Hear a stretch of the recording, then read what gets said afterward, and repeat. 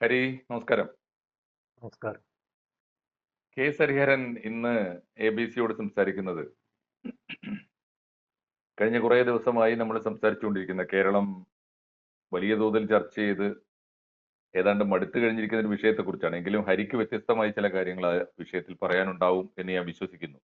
അത് CPI-യിലെ പ്രശ്നങ്ങളെ കുറിച്ചാണ്.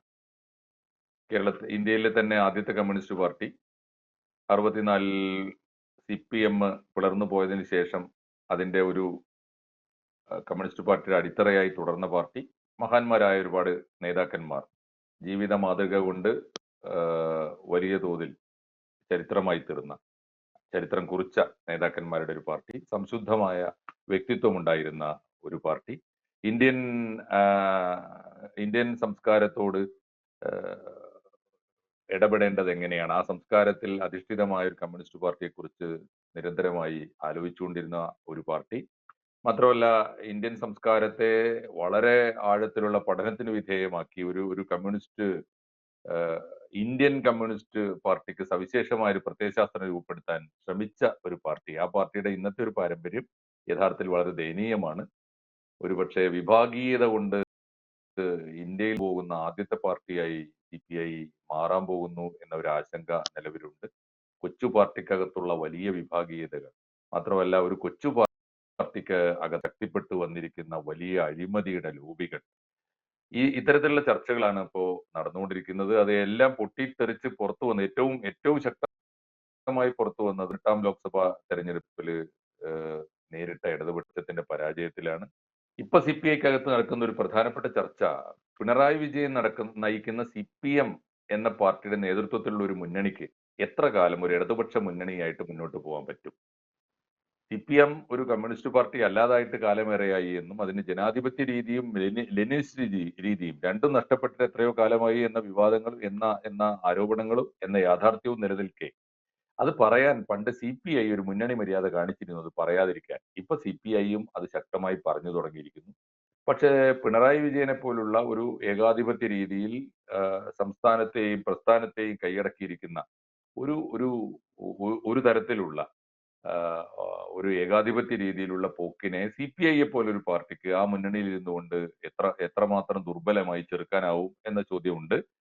CPI-ക്ക് സ്വന്തം സംഘടനാ സംവിധാനവും സ്വന്തം പാർട്ടിയുടെ കെട്ടുറപ്പും സ്വന്തം പാർട്ടിയുടെ മൂല്യപരമായ വ്യക്തതയും ആശയപരമായ കൃത്യതയും ഒക്കെ നിലനിർത്താൻ പറ്റാതെ അകമേ ദുർബലമായിക്കൊണ്ടിരിക്കുന്ന CPI-ക്ക് എങ്ങനെയാണ് പിന്നെ CPM-നോട് ഒരു തിരുത്തൽ ശക്തിയാവാൻ കഴിയും, ഞങ്ങൾ തിരുത്തും എന്നൊക്കെ അവകാശപ്പെടുന്നത് എങ്ങനെയാണ്?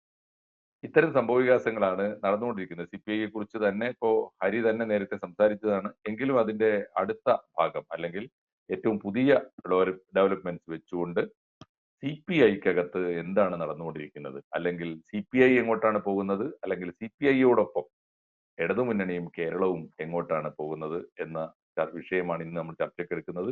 ഹരി, സംസാരിക്കുള്ളൂ. CPI-യുടെ കാര്യത്തില് വളരെ കാലം കോൺഗ്രസിനൊപ്പം നിന്ന ഒരു പാർട്ടിയാണ് CPI. പ്രത്യേകിച്ച് അടിയന്തരാവസ്ഥ ഉൾപ്പെടെയുള്ള കാലത്ത് 70കളുടെ ഒടുവിൽ CPI മുന്നണി വിട്ട് പുറത്തു വരുന്നത് വേറൊരു മുന്നണി കെട്ടിപ്പടുക്കാനാണ്, ഇടതുപക്ഷ ജനാധിപത്യ മുന്നണി കെട്ടിപ്പടുക്കാനാണ്.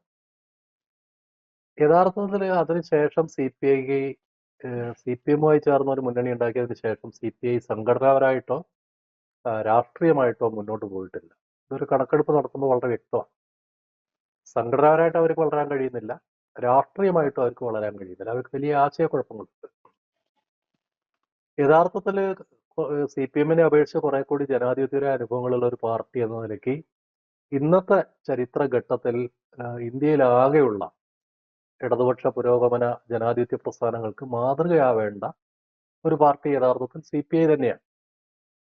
കാരണം CPM 64 പറഞ്ഞിരുന്ന ജനകീയ ജനാധിപത്യ വിപ്ലവം എന്ന് പറയുന്ന സങ്കല്പം അവർക്ക് ശക്തി ഉണ്ടായിരുന്ന സ്ഥലങ്ങളിൽ തന്നെ അട്ടിമറിക്കപ്പെട്ടിട്ടുണ്ട്.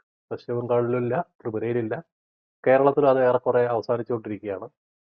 രാഷ്ട്രീയമായിട്ട് ആ നിലപാടിന് പ്രസക്തിയില്ല എന്ന് അവർ തന്നെ സമ്മതിക്കുന്നു. CPI കുറെ കൂടി മറ്റ് ജനാധിപത്യ പ്രസ്ഥാനങ്ങളെ ചേർന്നുള്ള ഒരു മുന്നണിയാണ് വിഭാവനം ചെയ്തിരുന്നത്. അത് ഇന്ന് കുറെ കൂടി പ്രകടമാണ്. കാരണം രാഹുൽ ഗാന്ധിയുടെ നേതൃത്വത്തിൽ ഇന്ത്യ മുന്നണി ശക്തിപ്പെട്ടു വരുമ്പോൾ CPM-നേക്കാൾ അതിനെ കുറെ കൂടി സ്വീകാര്യതയോടെ കാണുന്നത് CPI ആണ് ദേശീയ തലത്തിൽ. പക്ഷെ കേരളത്തിൽ CPI നേതാക്കള് പിണറായി വിജയന്റെ കീഴിൽ ഒരുതരം കാര്യസ്ഥന്മാരായിട്ട് നിൽക്കുകയാണ്. അവർ തമ്മിലുള്ള ബന്ധം ജന്മിയും കാര്യസ്ഥനും തമ്മിലുള്ള ബന്ധമാണ്.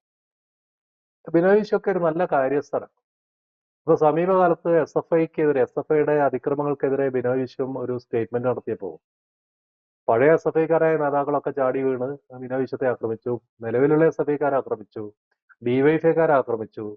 ബിനോയ് വിശ്വം കമാന്നൊരക്ഷരം മിണ്ടിയിട്ടില്ല. CK ചന്ദ്രപ്പനോ PK വാസുദേവൻ നായരോ വിളിയം ഭാർഗവനോ ആയിരുന്നു ഈ സ്ഥാനത്തെങ്കിൽ അവര് വിവരം അറിയായിരുന്നു. ബിനോയ് വിശ്വത്തെ പോലെ ഒരു മണങ്ങനല്ല ഒരു CPIയുടെ സെക്രട്ടറി എങ്കിൽ കാര്യങ്ങൾ വലിയ ഗൗരവത്തിലേക്ക് പോയായിരുന്നു. ബിനോയ് വിശ്വത്തിന് പറ്റുന്ന ഒരു പ്രശ്നം, ബിനോയ് വിശ്വം യഥാർത്ഥത്തിൽ ഒരു ഫൈറ്റ് ചെയ്ത് പാർട്ടിക്കകത്ത് വളർന്നു വന്ന ഒരാളല്ല. ബിനോയ് വിശ്വം സോവിയറ്റ് യൂണിയന്റെ ഏറ്റവും പുഷ്കല കാലത്ത് സർവദേശീയമായി തന്നെ ഇടതുപക്ഷ സ്വഭാവമുള്ള യുവജന പ്രസ്ഥാനത്തിന്റെ അഖിലേന്ത്യാ തലത്തിലും അഖില ലോക തലത്തിലും പ്രവർത്തിച്ചിട്ടുള്ള ഒരാളാണ്. യുവജന നേതൃത്വത്തിന്റെ ഒരു പരിമിതി എന്ന് പറയുന്നത്, അദ്ദേഹം ഒരുപാട് രാജ്യങ്ങൾ കണ്ടിട്ടുണ്ട്. സോവിയറ്റ് യൂണിയനിൽ ഉൾപ്പെടെ സഞ്ചരിച്ചിട്ടുണ്ട്. ചെക്കോസ്ലോവാക്യ, ഹംഗറി, റൊമാനിയ, ജർമ്മനി, വടക്കൻ കൊറിയ തുടങ്ങിയുള്ള ക്യൂബ, ഇത്തരം രാജ്യങ്ങളിലൊക്കെ പോയിട്ടുണ്ട്. അവിടുത്തെ കാര്യങ്ങളൊക്കെ അറിഞ്ഞിട്ടുണ്ട്. പക്ഷേ ഇന്ത്യയിലൊരു കമ്മ്യൂണിസ്റ്റ് പാർട്ടി കെട്ടിപ്പടുക്കുന്നതിനുള്ള, തൊഴിലാളി വർഗത്തെയും കർഷകരെയും സംഘടിപ്പിക്കുന്നതിനുള്ള പ്രവർത്തനങ്ങൾ അദ്ദേഹത്തിന്റെ സംഭാവന വട്ടപൂജ്യ.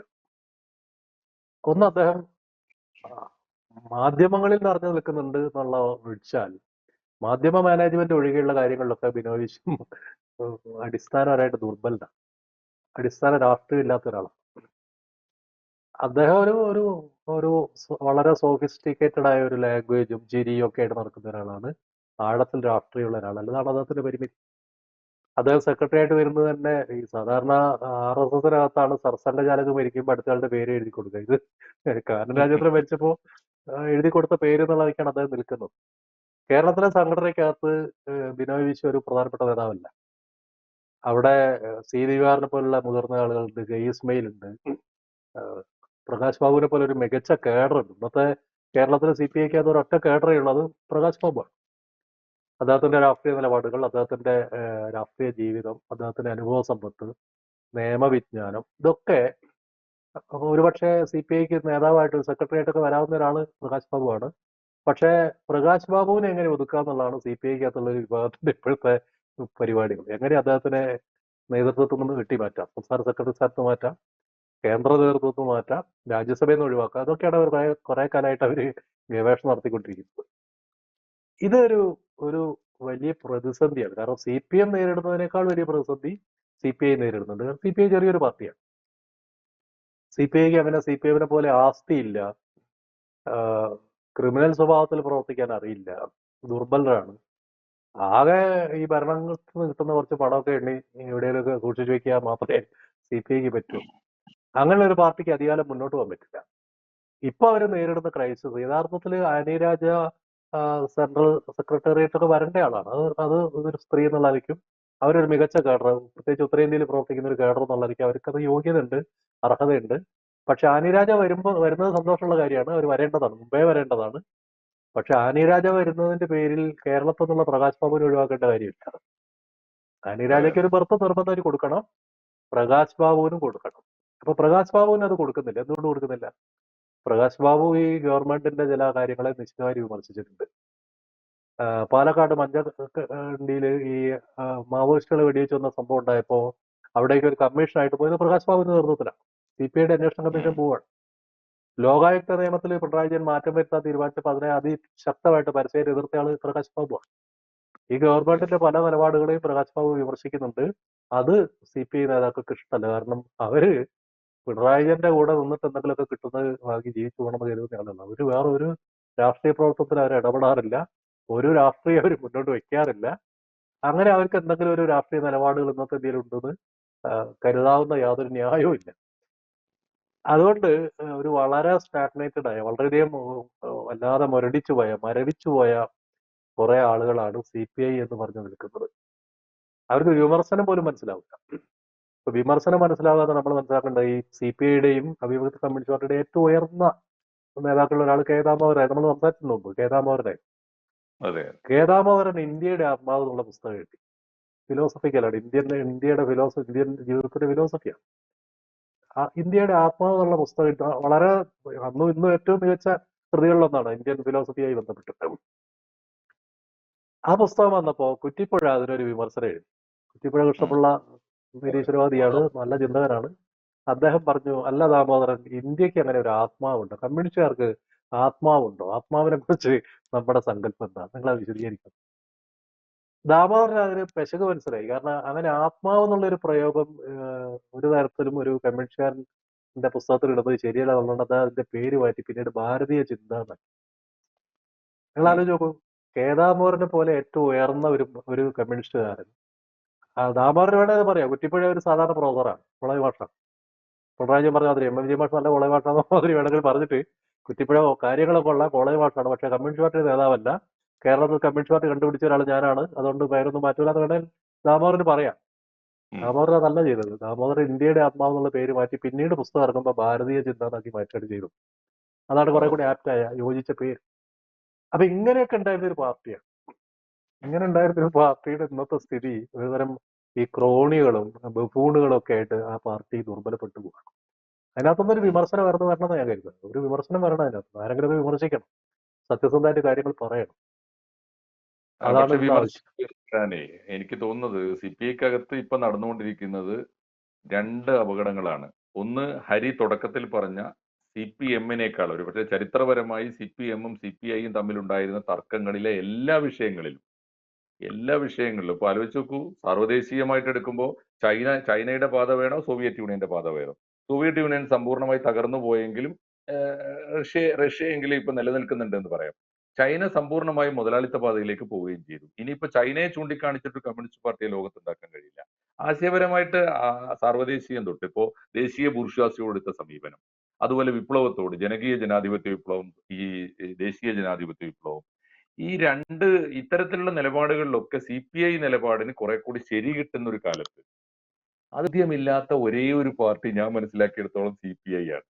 ആലോചിച്ച് നോക്കൂ.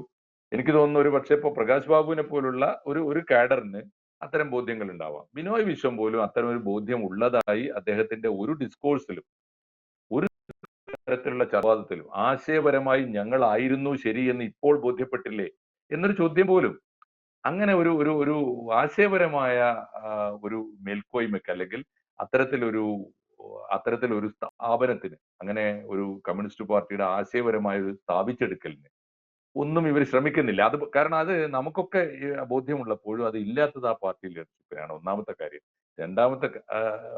രണ്ടാമത്തെ കാര്യം, ഇവരുടെ പാർട്ടിക്കകത്ത് ഗ്രൂപ്പിസം ഉണ്ടെങ്കിൽ ഇപ്പൊ എന്തൊക്കെ പറഞ്ഞാലും CPM-നകത്ത് ഗ്രൂപ്പിസത്തിന് രാഷ്ട്രീയ തലങ്ങൾ ഉണ്ടായിരുന്നു ഒരു കാലത്ത്. ഇപ്പോഴത്തെ അല്ല ഞാൻ പറയുന്നത്. നമുക്കറിയാലോ, ഇപ്പോ CITU എന്ന് പറയുന്ന ഒരു വിങ് ഉണ്ടായിരുന്നത് ആശയപരമായിരുന്നു എന്നാണ് എന്റെ ഒരു ബോധ്യം.